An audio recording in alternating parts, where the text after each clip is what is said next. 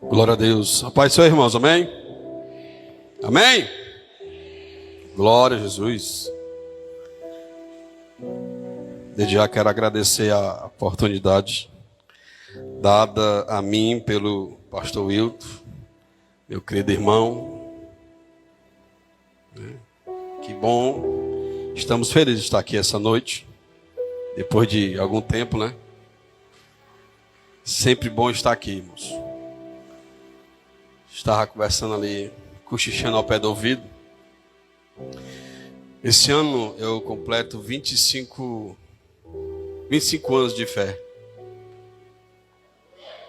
25 anos servindo a Deus. E estar aqui diante deste homem de Deus, para mim é um privilégio. Porque Deus usou ele e a minha cunhada Érica para me alcançar para Cristo. Quem sabe se ele tivesse pregado para mim, eu não estaria aqui hoje. Eu não estaria onde Deus me colocou hoje.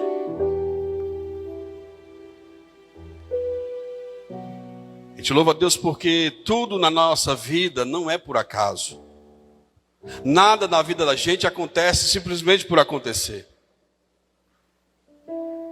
Desde aquele dia 3 de agosto de 97, primeiro domingo do mês, culto de ceia, pastor Nélio estava pregando, né? Paletó cinza, blusa branca, gravata preta. Quando eu pego uma data, eu gravo e eu levo para a minha vida.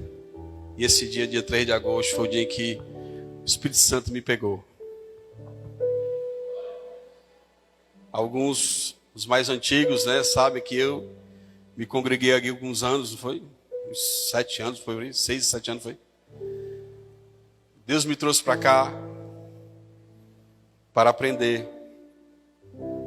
Deus escolheu essa igreja como um trampolim para Deus me levantar na obra. E aqui Deus me tratou, me ensinou.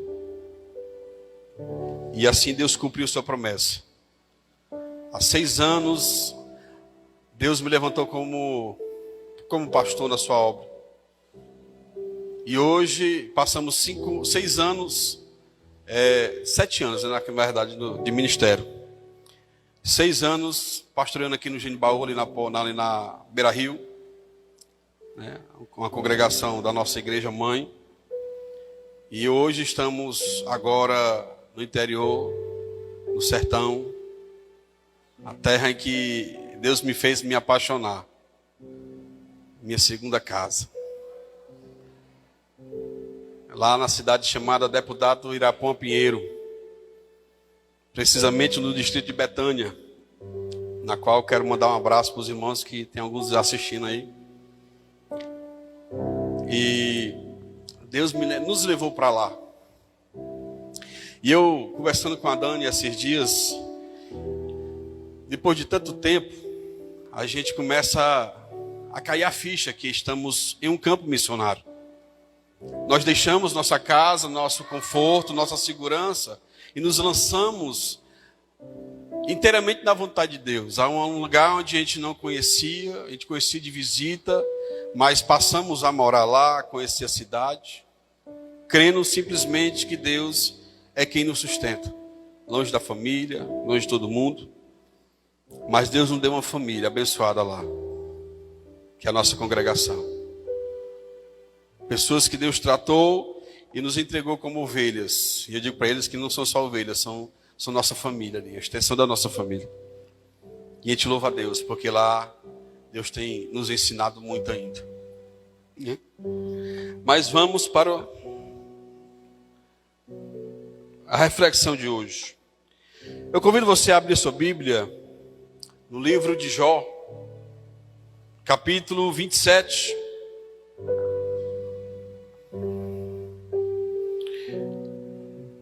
Livro de Jó, capítulo 27, verso 1. À medida que você for achando, vai dando um glória a Deus aí, irmão. Então vamos esperar dos irmãos que ainda não deram glória a Deus, que ainda estão procurando.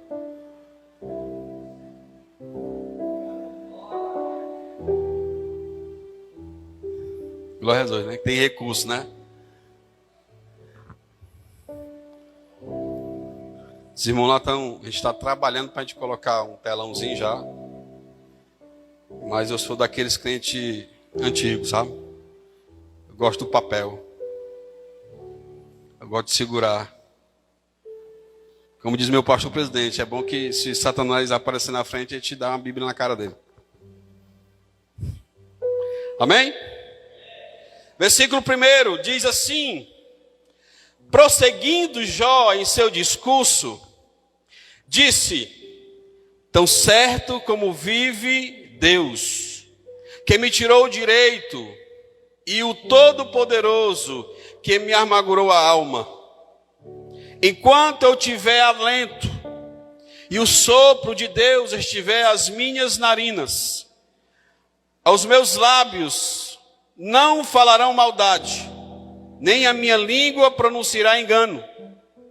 Longe de mim eu vos dar razão até que eu morra. Nunca me afastarei da minha integridade. Eu me apegarei à minha justiça e não alargarei. O meu coração não reprova nem o dia da minha vida. Eu convido você para curvar sua cabeça. Quero fazer oração, não desfazendo a oração do nosso irmão. Pai querido e eterno, nós te louvamos mais uma vez por estarmos aqui, Senhor, diante da tua noiva, da tua presença, e que nesta noite, mais uma vez, Senhor Deus, não seja a minha voz, não seja aquilo que eu quero, aquilo que eu acho, mas que seja a tua vontade verbalizada através da tua palavra.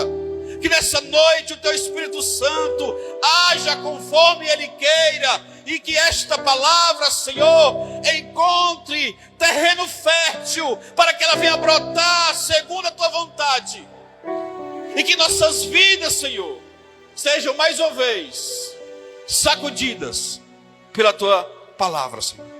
Muito obrigado. É assim que nós oramos a ti nesta noite e te agradecemos em nome de Jesus. Amém?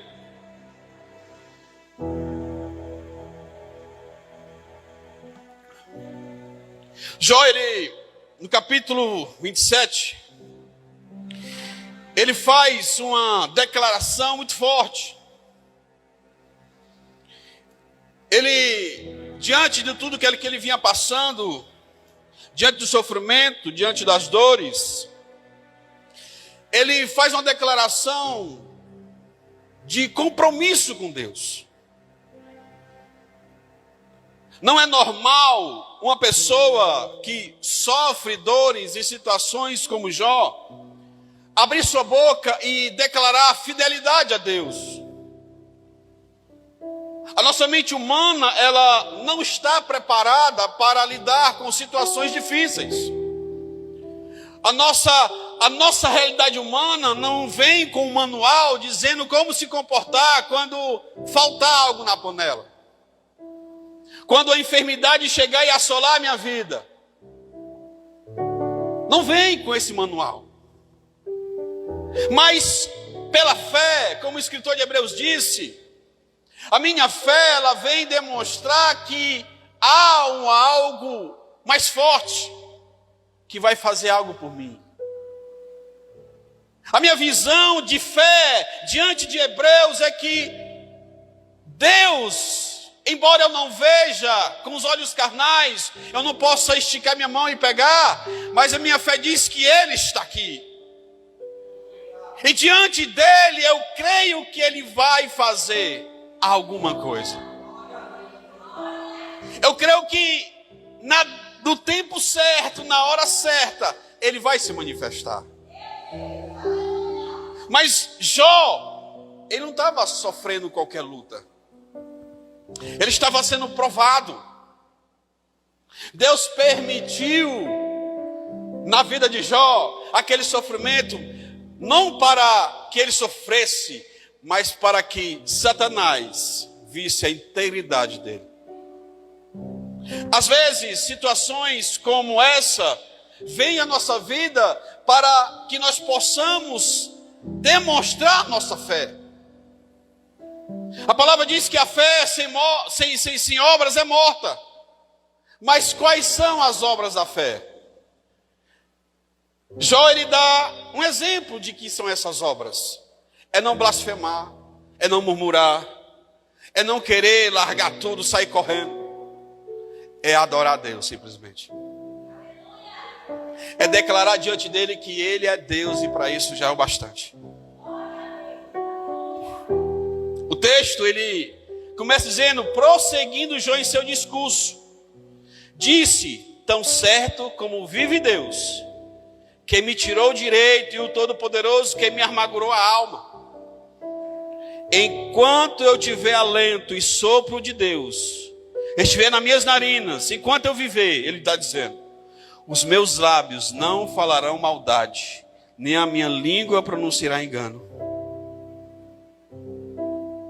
Ali, Jó, ele fez um compromisso com Deus.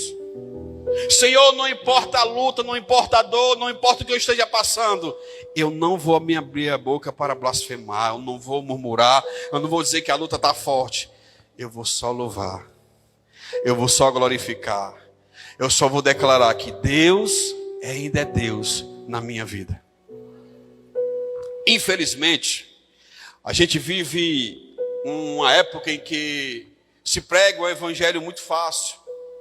Um evangelho em que o homem não pode sofrer. É um evangelho que tira todo e qualquer trabalho de Deus. Alguns dizem que é aquele evangelho de águas rasas. Tá bom eu molhar só o pé, tá bom. Tem gente que tem pânico, né, de água, de mar, entrar em piscina. Minha esposa, a Dani, ela tem um preconceitozinho com água, né? Ela tem medo, ela está assistindo. Ela já chegar em casa e dar uns carão. Ela tem pavor em entrar em águas mais fundas. Algumas coisas que aconteceram e ela criou esse trauma. Mas diante de Deus, Deus nos chamou a cada um de nós somente para molhar os pés. Ele quer que a gente vá mais fundo. Deus nos convida para, como Ezequiel, entrar até que a gente perca o controle da nossa vida. Quando você entra no mar, até certo ponto você ainda consegue tocar no chão. E tocando no chão é a sua segurança, é a minha base, é aquilo que eu me seguro. Deus está convidando a gente para ir mais além. Há um além em que eu não esteja mais no controle, mas Ele. Deus está nos chamando para a gente sair desse evangelho de água rasa. Esse evangelho de YouTube, evangelho de Instagram, de Twitter. Tem muito sem vergonha pregando o que não é para pregar, irmão. E tem muita gente caindo. Só que tem profeta no YouTube. Mateus 7. Abra sua Bíblia em Mateus 7. Mateus 7, capítulo 7, versículo 24. A gente vai ver os dois fundamentos. E é muito forte isso, porque Deus, ele começa dizendo: todo aquele, pois, que ouve as minhas palavras. Quais são as palavras que você tem ouvido? O que é que tem chegado aos teus ouvidos? Hoje nós vivemos em a era digital. A era digital ela é ótima para quem usa com sabedoria, mas é um inferno para quem perde ela.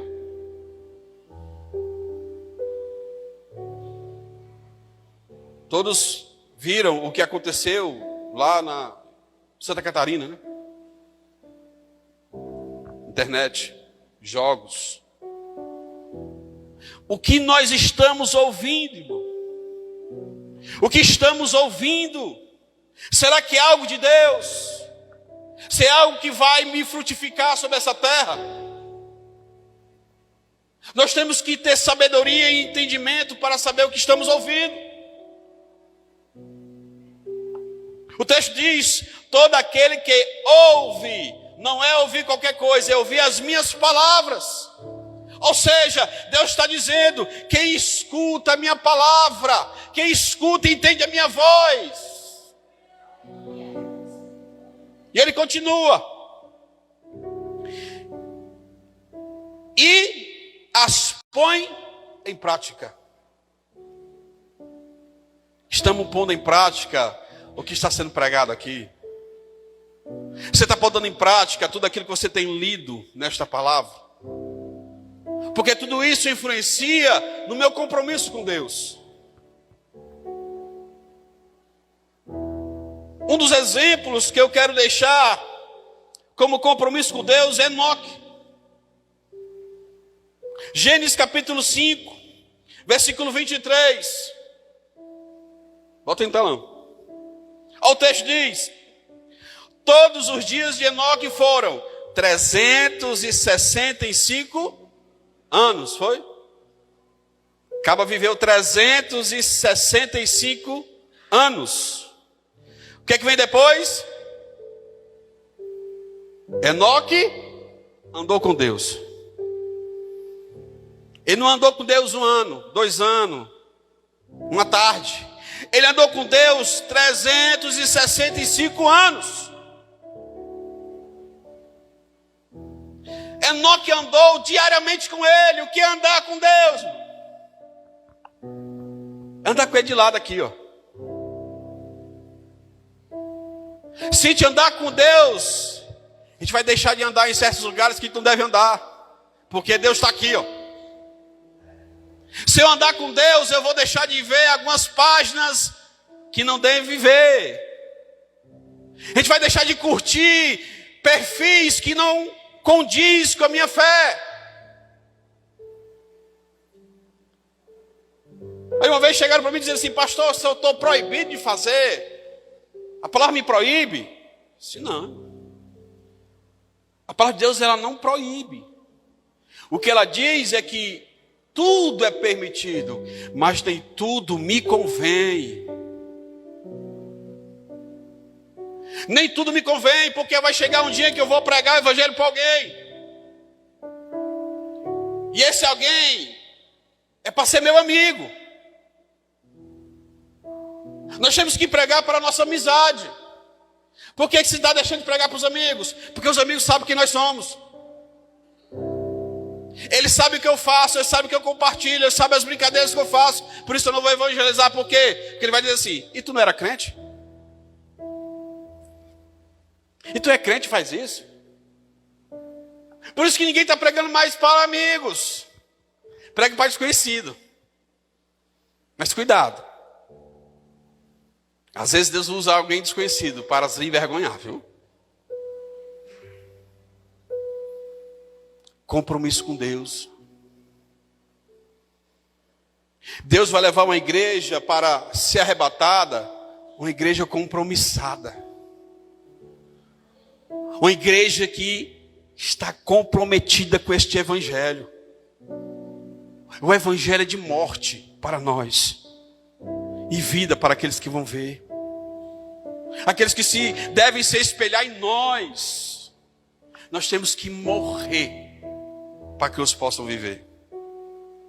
Tem um fato muito importante que eu quero falar agora, que toda a minha vida eu sempre fui um pouco radical na minha comunhão com Deus.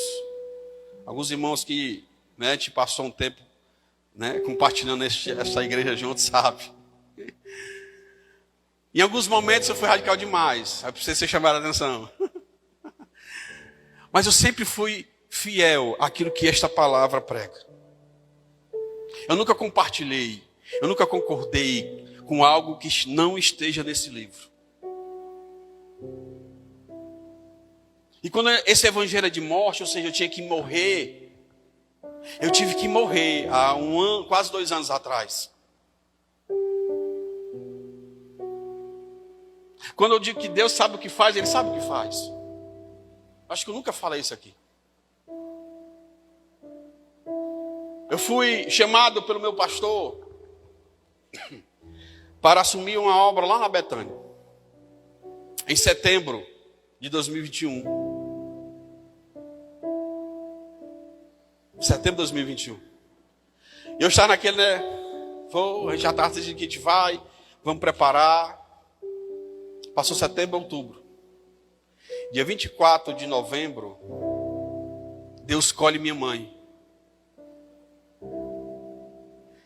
E um dia que Deus escolheu minha mãe, eu estava em casa, eu, o pastor Wilton e a pastora Adriana, conversando justamente como a gente ia dar a notícia para a mãe, né? Tu lembra, né?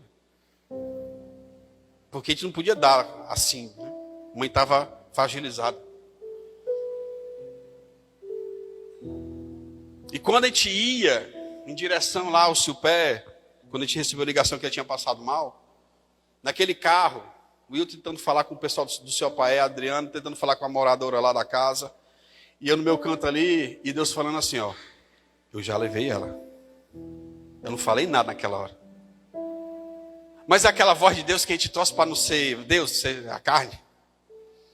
E Deus falava no meu coração, eu já levei. E vinha aquele turbilhão na minha cabeça, e agora o que é que a gente vai fazer? E Deus falou assim, ó, Betânia. Betânia.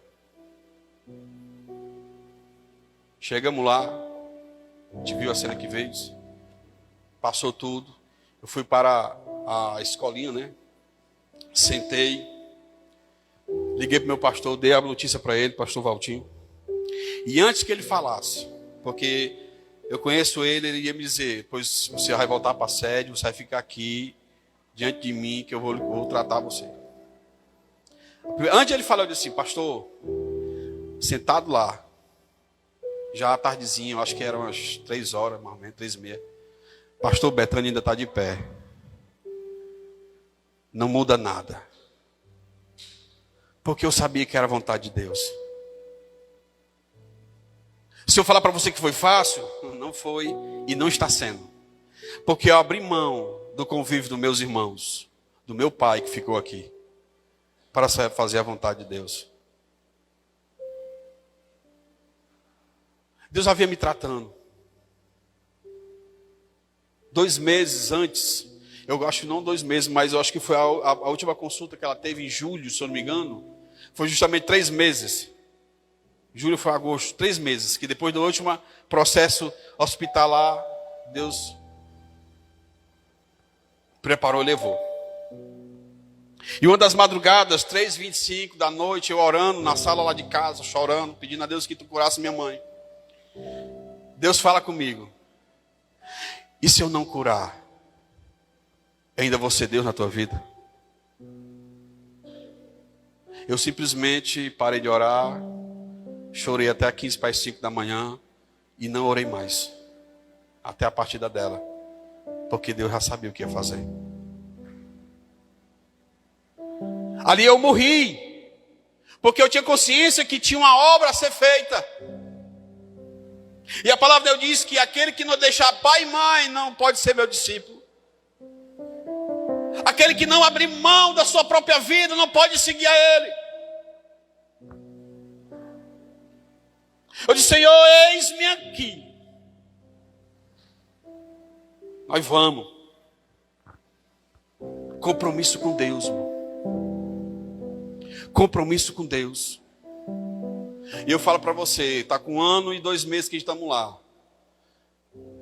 E a gente tem provado de coisas, de experiências, de trato de Deus, como a gente nunca viu. Nunca viu. Eu cheguei numa cidade que não conhecia, mas a cidade já me conhecia. As pessoas chegavam diante de mim e conversavam, oi pastor, tudo bom? Como é que você está? Eu nunca tinha visto. Os ímpios chegam na porta de casa lá, perguntando se a gente quer alguma ajuda, quer alguma coisa. Não só a igreja cuida da gente, mas a cidade, os ímpios, católico, pé roxo. Vão lá na minha casa para me abençoar. Tem dia que amanhece cheiro verde, fruta, pendurado no portão. Quando nós assumimos o compromisso com Deus, nós provamos coisas sobrenaturais. Não há um curso de teologia que ensine isso. O curso de teologia é ótimo, precisa. Já posso me considerar um teólogo, já próximo ano me formo. É necessário. A teologia é necessária para o nosso entendimento melhor da palavra de Deus e serviço a Ele. Agora tem situações que nós temos que estar no campo para provar. Compromisso. Enoque andou todos esses dias, 365 anos, ele andou com Deus. E Enoque, ele tinha um relacionamento profundo com Deus. Não era um relacionamento de fim de semana.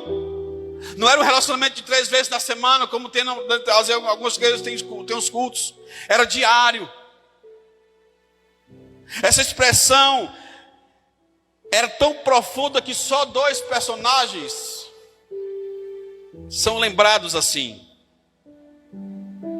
Enoque e Noé. Noé pregou 125 anos, se eu não me engano, para a mesma pessoa, para as mesmas casas, para as mesmas circunstâncias, e o povo não se converteu, avisando: arrependei-vos, Jesus está voltando. Mas ele não abriu, porque ele tinha um compromisso com Deus. Nessa noite o Senhor está nos chamando a construir compromisso com Deus. E compromisso não se quebra. Não se faz qualquer compromisso. Abriu a boca e assumiu o compromisso com Deus, trate de cumprir. Deus não é um homem que te faz um acordo e depois volta atrás.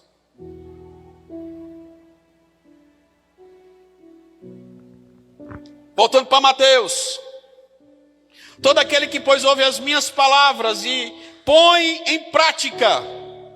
Ou seja, ouviu e pratica. Pastor ensinou, pratica.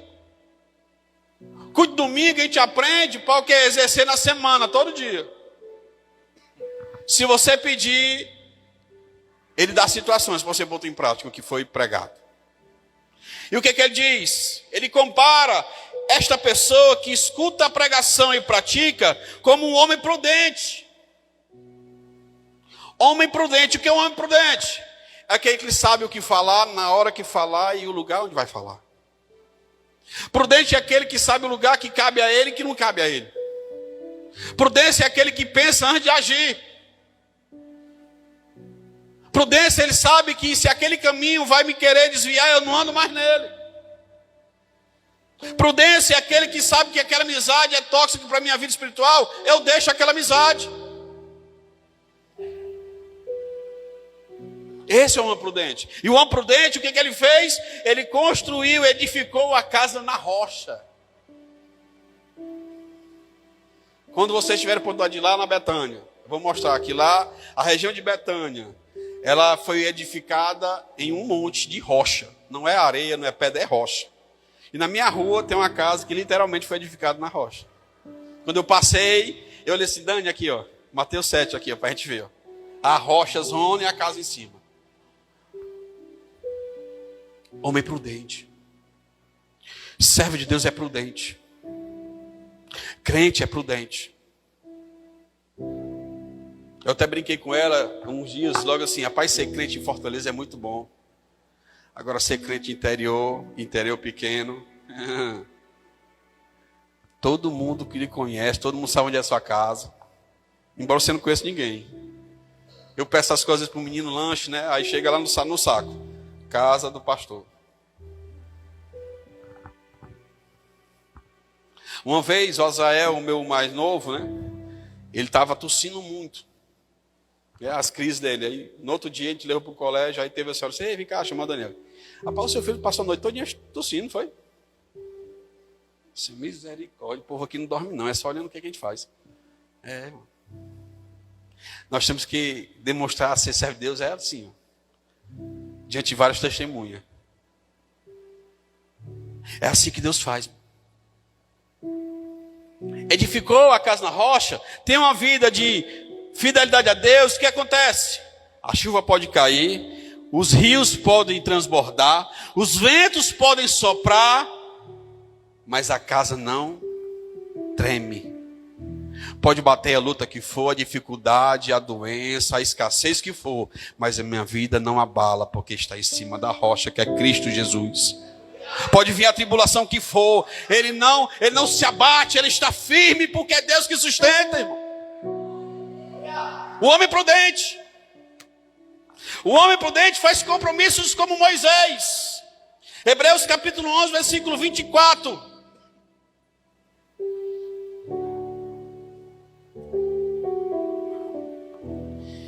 Pela fé, Moisés, sendo já homem, recusou ser chamado filho da filha de Faraó, escolhendo antes ser maltratado como povo de Deus, do que ter por algum tempo o gozo do pecado, tendo por maiores riquezas o opróbrio de Cristo do que os tesouros do Egito, porque ainda em vista há uma recompensa. Sabe o que Moisés fez? Ele deixou as amizades do Egito para ser amigo do povo dele. Para ser amigo. Amigo é algo mais do que colega. Cuidado com quem está do seu lado. Ele pode ser de infância, mas uma hora Satanás pode usar a vida dele para lhe afastar dos planos de Deus.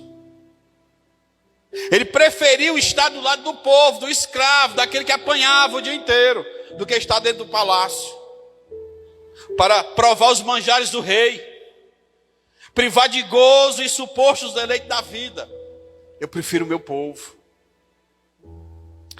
Há mais ou menos uns 4 anos atrás, eu comecei a pregar, a ensinar, a alertar, em que a igreja brasileira estava vivendo tempos em que a perseguição estaria sendo implantada no nosso Brasil. Muitos acharam muito radical. Eu disse, a perseguição não vai ser essa perseguição do Oriente Médio. Ainda. É uma perseguição psicológica. Aí começou o movimento de ideologia de gênero. Começaram a debater sobre, é uma palavrinha que eles gostam de usar, inclusão. Começaram a querer botar banheiro unissex para o primário infantil. Que é isso, pastor?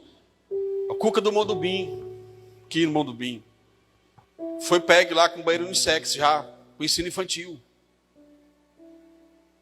Que é isso? Perseguição psicológica.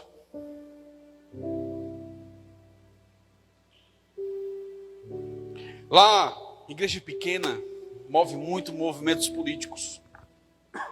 E muita gente diz que a gente não deve misturar a religião com política. Quem pensa assim nunca leu Daniel. Daniel era conselheiro dos governantes. Nunca leram José, que foi levantado como governador. Nunca leram a história de Saul, quando a igreja rejeitou ouvir a voz de Deus através dos profetas, pediram o rei.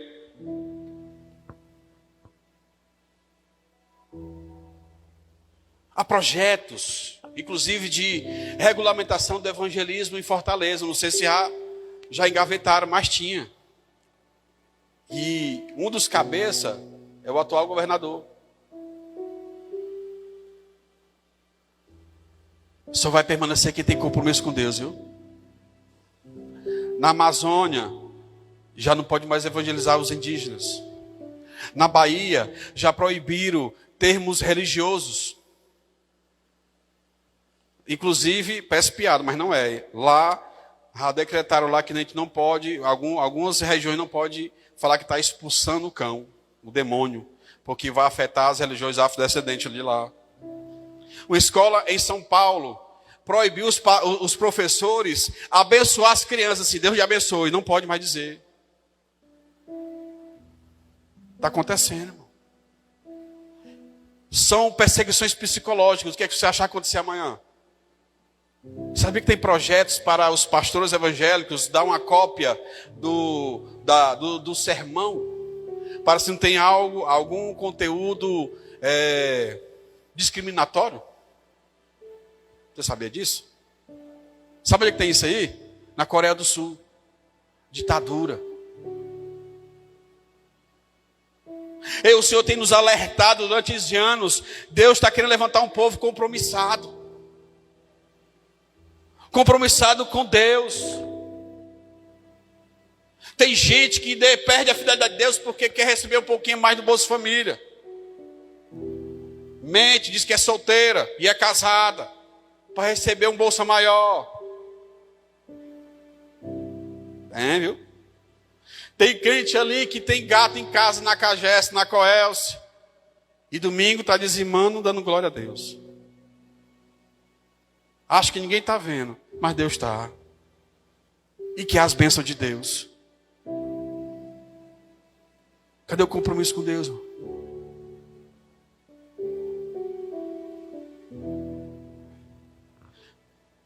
Moisés rejeitou. Ele disse para o co-irmão, né? Se como é que eu posso estar aqui enquanto meu povo está sofrendo? Fique do lado do povo de Deus. Até os casamentos, Deus não aprovava quando Israel casava com as cananeias. Meu povo não é para se misturar. Ele não pode se misturar, não, irmão. Eu digo isso lá na Betânia. Por que o povo tem raiva da gente lá? Porque a gente não se mistura. A gente é um povo separado por Deus, sacerdócio real. Somos a noiva de Cristo e a noiva, ela casa de branco. A noiva tem que estar preparada para encontrar com o noivo. Porque se não estiver preparada, perde o casamento. Compromisso. Deixa de estar vivendo o falso evangelho. Nós temos que estar crucificados com Cristo. Gálatas diz isso. Já não vivo mais eu, mas Cristo vive em mim. Cristo vive em mim através de mim. As pessoas têm que ver Cristo em mim.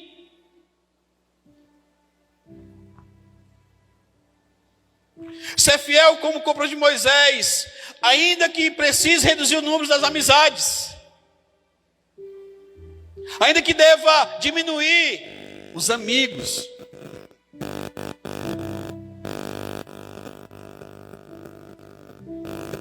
Na era digital, né? Você vai lá no Facebook.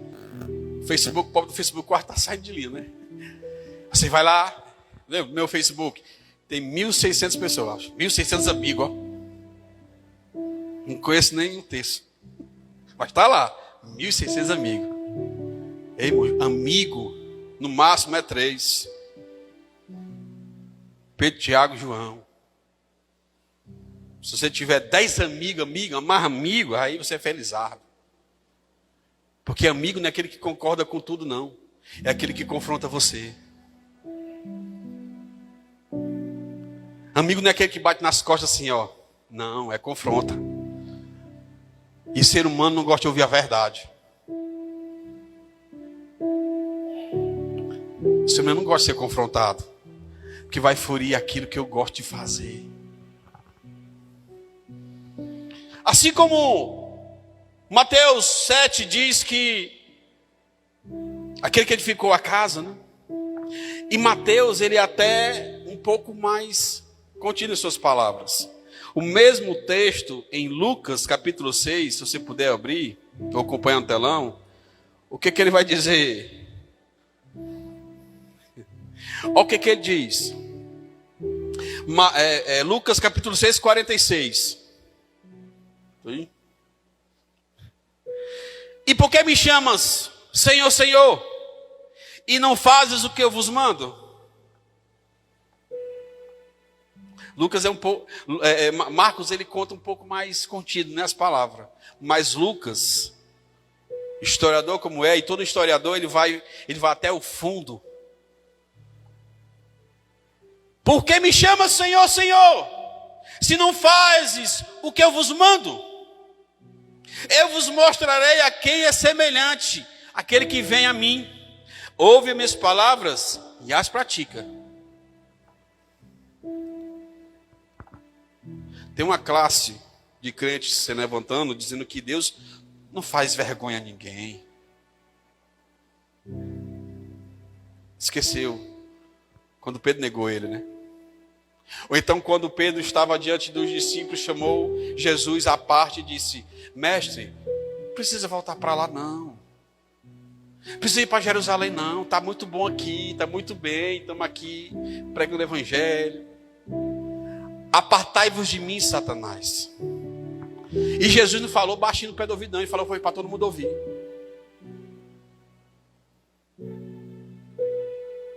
Qual é o evangelho que nós estamos seguindo? Será que é este aqui, ó? Ou é aquele evangelho virtual? Façamos o compromisso de Arão e Ur. Êxodo capítulo 17, versículo 10.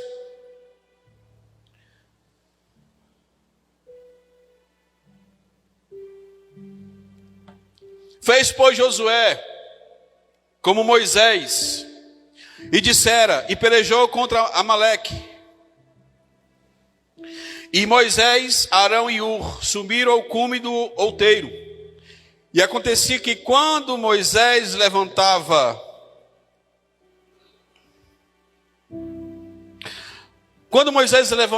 as mãos, porém ficavam cansadas, por isso tomaram a pedra e a puseram debaixo dele, e ele sentou-se nela. Arão e Ur sustentavam ali as mãos, um de um lado e o outro do outro. Assim ficaram as suas mãos firmes até o pôr do sol. Que compromisso é esse? Servir de apoio à sua igreja. Você acha que a igreja se faz só com pastores, diáconos? Não. É todo mundo. É apoiar. Não é você chegar e vir chamar um obreiro para assim, ó, tem um papel ali no chão. É você ir lá pegar o papel e jogar no lixo.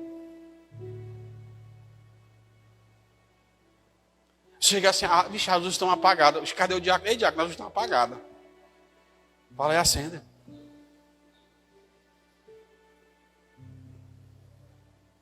Os papéis estão sem, os banheiros estão sem papel. Vá lá. Ajude. Tem gente que só aponta o que tem que fazer, mas não faz. Compromisso. De Ur e Arão, sirva de apoio. Levante as mãos dos que cansam. Cadê os irmãos que deixaram vir para a igreja? Lá, eu olho de um por um. Quem faltou num dia eu anoto o nome. Faltou no outro culto, anotei no nome. No domingo, faltou de novo. Quando eu não ligo, eu mando alguém. Vai lá na casa dele, sabe o que foi que aconteceu. Porque a gente não pode deixar muito tempo. É assim que Jesus fazia. Oferecer meu apoio condicional. O meu apoio incondicional. Ou seja, sem condições. Através das minhas orações, através dos meus conselhos, através da minha ajuda em particular. Tem gente que quer barganhar com Deus, fazer acordo. Deus está lhe abençoando aqui, não tá? Então seja fiel a Deus, abençoe também esse lugar. Você está comendo da mesa. Ajude a mesa. Deus quer lhe usar.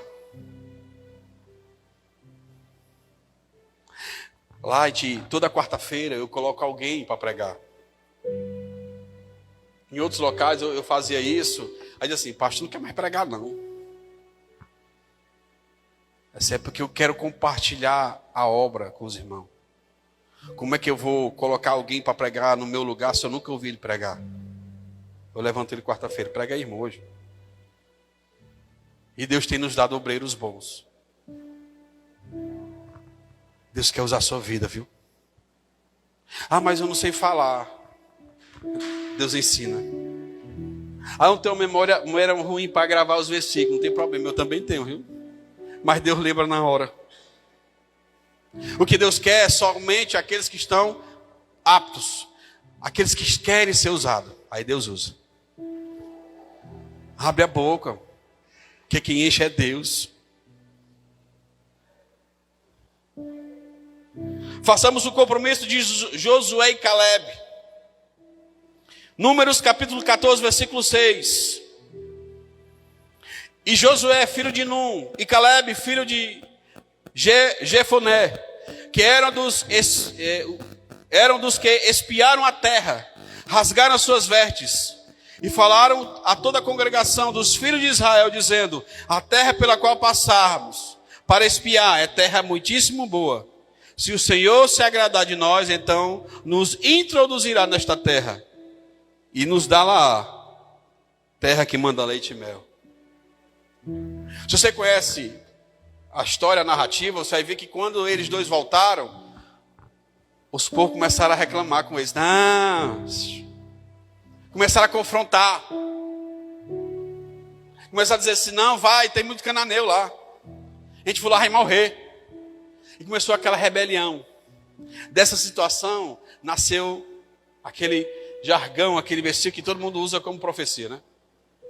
Quando Josué levantou a voz e disse: vocês podem ficar contra, mas eu e a minha casa serviremos ao Senhor.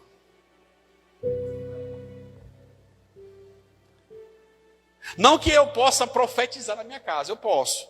Mas não é só profetizar não, você tem que pregar o evangelho. A profecia ensina, vai cumprir sozinho. Como é que o cara vai escutar o evangelho? Deus quer usar você lá dentro da sua casa, viu? Deus usou meu irmão para mim, dentro da minha casa. E por isso eu estou aqui hoje.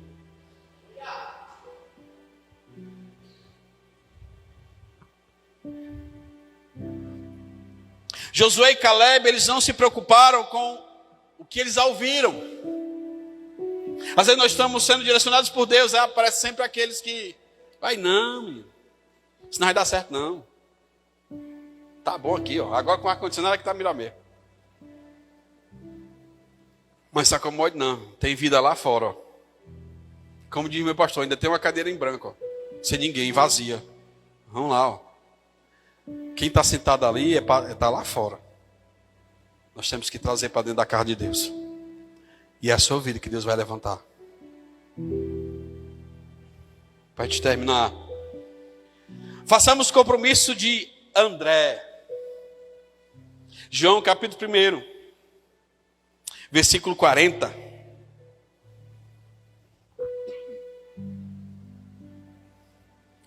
André, irmão de Simão Pedro, era um dos que ouviram João falar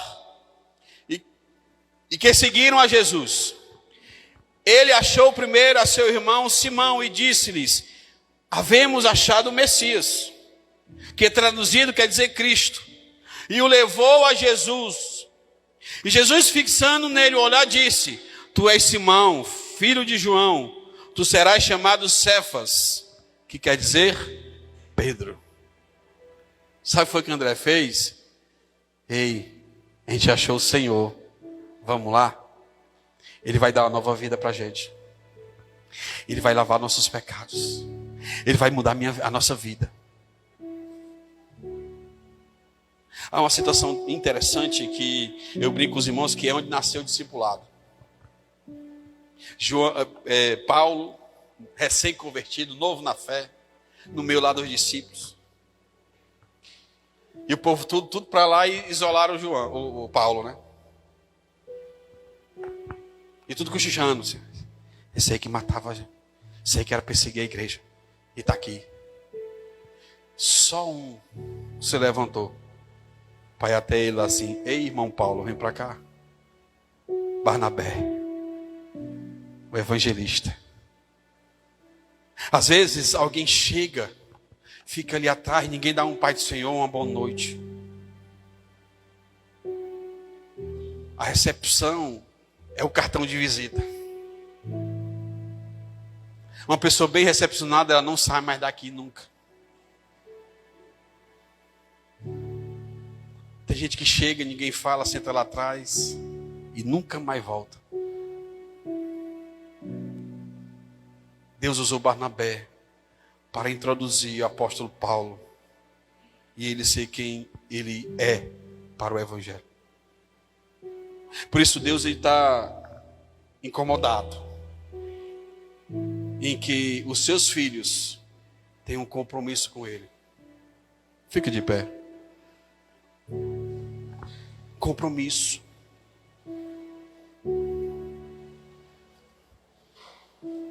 Pessoas estão crescendo e inchando igrejas, mas pessoas sem compromisso. Paulo já alertava a Timóteo. Timóteo, chegará um tempo mau. Homens amantes de si mesmos. Homens sem compromisso algum com a cruz de Cristo. Mas ser forte. Esses dias são os dias atuais, irmão. Pessoas não querem mais compromisso com Cristo. Mas hoje, Deus está nos alertando. Todo mês tem o dia da ceia. Todo mês a gente lê o mesmo versículo, em memorial. E aquele versículo, 1 Coríntios 11, acho que se não me engano é 27. Examine-se, pois, o homem a si mesmo. Muito tempo eu fiquei sem entender. E eu depois entendi que quem tem que examinar sou eu. É fácil chegar, pastor, me examine. Ele vai dizer. É difícil você chegar diante do espelho e ver assim, eu tenho que me converter. Eu não estou sendo fiel a Deus. Eu tenho que melhorar aqui, melhorar ali.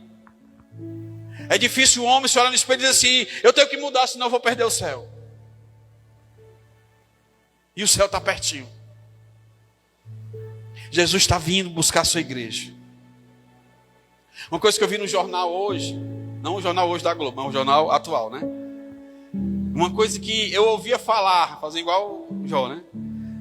Mas era peixes já no mar morto. Ezequiel 47 está se cumprindo diante de nós. As águas mortas estão se tornando com vida, irmão, peixe. Novo na fé, eu sempre via a história do mar morto. Eu sonhava para ir para Israel para mim tomar banho naquelas águas, para ver se realmente a gente boiava.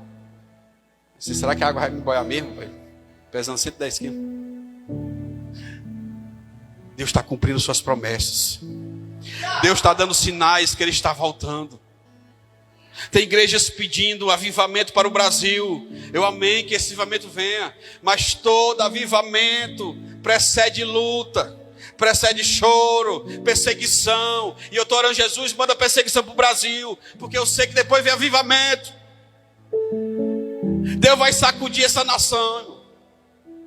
Deus vai sacudir o nosso país. Deus vai avivar a sua igreja, mas primeiro Ele vai provar. Se prepare, porque vai chegar tempo. Mas o consolo que eu tenho é que o Senhor vai encher a casa. 2 Crônicas 7, Ele vai encher a casa de tal forma que os que estão lá fora não vão poder entrar, e os que estão dentro não vão poder sair, porque a glória de Deus vai ser abundante. Não vai ser mais um dia de festa, vai ser 14, 15, 20, 30. Lá nós estamos edificando. E uma vez eu, dentro do quadrado do terreno, orando a Deus, e Deus disse: eu vou encher a casa. E Deus me lembrou. Lembra o que eu fiz com Salomão? Vão ser dias em que essa cidade a cidade lá mangava da gente, porque não tem templo, não tem teto. As pessoas comentam, riem, brincam. A igreja sem teto. Mas quando aquela casa foi inaugurada, aquela cidade vai ver a glória de Deus. Uns chegaram para a gente assim: é desperdício, é muito grande. O terreno é 30 por 80. Só o prédio é 22 por 60, se não me engano. O púlpito, eu acho que é um pouquinho maior que aqui, né? Dá para a gente correr.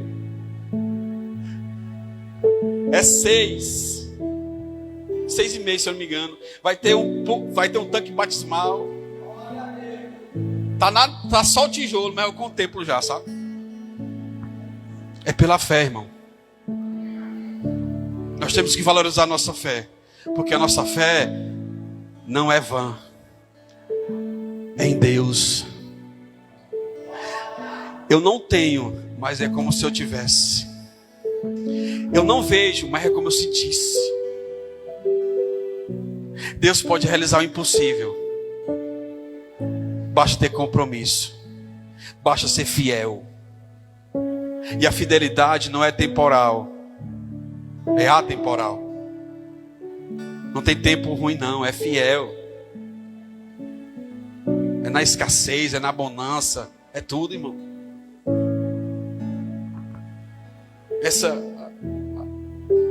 Depois de um certo tempo, uns 8 meses atrás, eu disse: Senhor,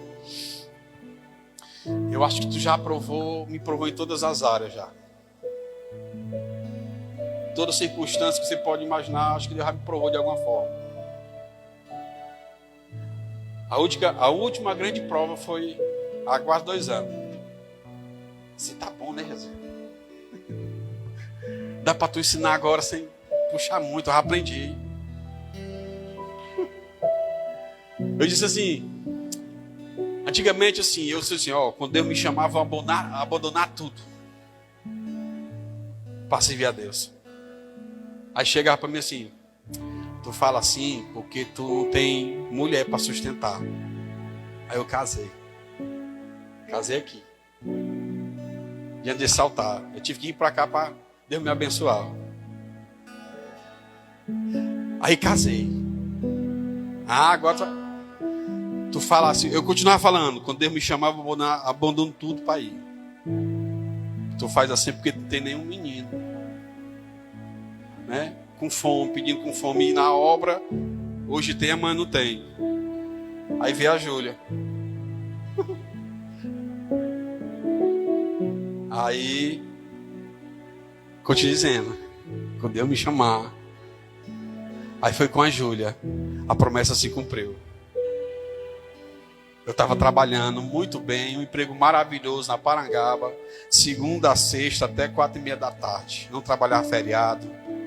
E eu cheguei pro meu patrão assim, no dia, e disse: olha, você está perdendo funcionário, viu? Aí ele: é mesmo? Mas por que foi que eu fiz? E assim, você está perdendo funcionário, mas Deus está ganhando um obreiro. Aí ele: é mesmo? Aí me abraçou. Assim: rapaz, pois não se preocupe, eu dou todos os seus direitos. Quando você sai da empresa, você recebe a multazinha de 40%, né? Ele me deu 50%. Nem o dele ele quis. Quando Deus cumpre, Deus se responsabiliza por tudo. E por último agora, ele disse assim: Dani, agora a gente já pode se sentir missionário, porque a gente vai ter nosso primeiro filho totalmente na obra, que é o Benjamin. Eu brinco que o Benjamin ele vai nascer com 3 naturalidades. Vai nascer, provavelmente vai ser em Iguatu, que é o grande centro de lá.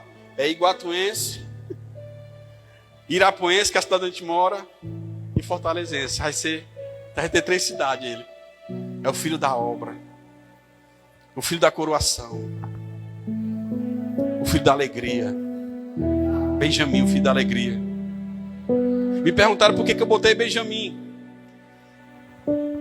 No hebraico, no grego, se eu não me engano, ele diz que é o filho que é aquele que está à destra, à direita.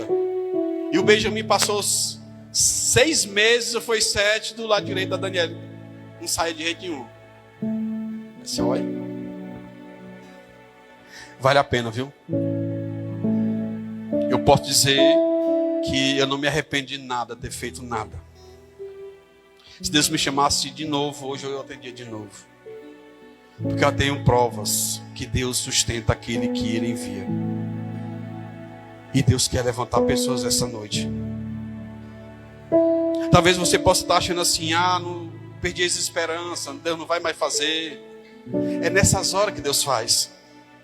Porque Deus espera você deixar qualquer segurança para que Ele possa agir no sobrenatural. É ser lançado. É você afundar as carroças. matar os bois, servir como churrasco para o povo, afundar os barcos, para que você não pense em voltar. Deus vai fazer assim na sua vida, viu? Deus vai providenciar tudo. Feche teus olhos. Paizinho querido, amado Deus, nesta noite, Senhor, eu te apresento a tua igreja. Eu te apresento esse povo, Senhor Deus, que tem clamado a ti nesse lugar, tem chorado diante deste chão. Quantas vezes, Pai, eles chegam aqui e não conseguem pronunciar.